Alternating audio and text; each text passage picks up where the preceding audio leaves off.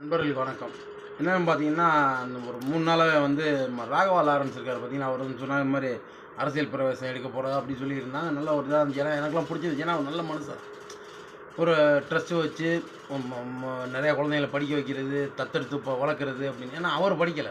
ஆனா அவ்வளோ குழந்தைங்கள படிக்க வைக்கிறது அப்படின்னா, அவர எனக்கு ரொம்ப பிடிக்கும். நமக்குன்னு நம்ம தமிழ்நாட்டில உள்ள நெறைய பேருக்கு பிடிக்கும். தமிழ்நாட்டில மோஸ்ட்லி எல்லாருக்குமே பிடிக்கும். இப்ப என்னன்னா, நேத்து வந்து ஒரு பதிவு போட்டாரு. என்ன பதிவு இல்ல, பிரஸ் மீட் நடத்துனாரு. அதுல வந்து அவர் சொல்லியிருக்காரு, இது மாரி ஆட்சிக்கு இப்ப தான் வந்திருக்கோம். எங்களுக்கு டைம் குடுங்க. அப்படின்றது ஒரு ஒரு நல்ல ஒரு இதுதான். ஆனா அதுக்கு இடையில அதுக்கப்புறம் சொன்னாரு பாருங்க ஒண்ணு. இப்போ ஒரு நாய் இருக்குன்னா, அந்த நாய வந்து நம்மள கடிக்கக்கூடாதுன்னா, நம்ம என்ன பண்ணணும்? பிஸ்கட் போடணும். அப்படியே பிஸ்கட் போட்டு தான் தாஜா பண்ணணும். அப்ப நீங்க நாட்டையே குடுத்துட்டீங்க. எனக்கு புரியல அது. மக்கள எப்படி நாய் மாரி நெனச்சுக்கிட்டு பேசுறீங்களா? எனக்கு புரியல. அ இல்ல பிஸ்கட்னா என்னது? இலவச பொருளுங்க. மக்களுக்கு வந்து பிஸ்கட் மாரி இலவசத்த குடுத்து நம்ம சரி கட்டிடலாம் அப்படிங்கிறீங்களா நீங்க?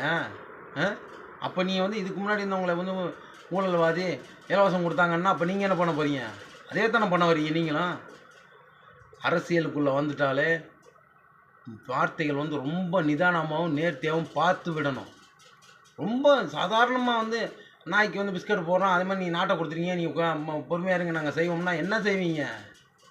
என்ன என்ன அர்த்தத்தில இந்த மாரி வார்த்தைகள்லாம் வருது? புரியலையே! தவறான செயல் இது. ராகவா லாரன்ஸ் வந்து இது வந்து மிகவும் ஒரு மோசமான ஒரு வார்த்தைய பயன்படுத்தியிருக்காரு. இது வந்து மக்கள்ட்ட வந்து ரொம்ப ஒரு தவறான கருத்து. தயவுசெய்து நீங்க மன்னிப்பு கேட்கணும். கண்டிப்பா மன்னிப்பு கேட்கணும். ஏன்னா இந்த மாரிலாம் வந்து அவன் ரொம்ப அசால்ட்டா சொல்றாரு. பிஸ்கட் துண்டு போட்டா தானங்க அது பொறுமையா இருக்குன்னா, அந்த மக்கள் நாயா? அந்த மக்கள்ல நீயும் ஒரு ஆள் தானே? அது உனக்கு தெரியலையா உனக்கு? ரொம்ப அசால்ட்டா பேசுறாரு இவரு. ஒண்ணும் ரஜினி சார் அரசியலுக்கு வரணும்னோன ரொம்ப சந்தோஷப்பட்டாராம். அவர் இல்லன்னோன டொயின்னு ஆயிட்டாராம். என்னய்யா நீ நடிக்கிற அப்படி? சினிமாவுல நடியா?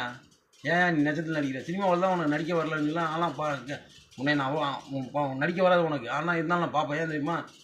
நல்ல மனுஷங்கிற ஒரு இதுல. நீ அந்த இத கொஞ்சம் கூட இல்லாம தரம் தாழ்ந்து வச்சுக்கிட்டியா? நீலாம் மனுஷனாயா? ச்சீ!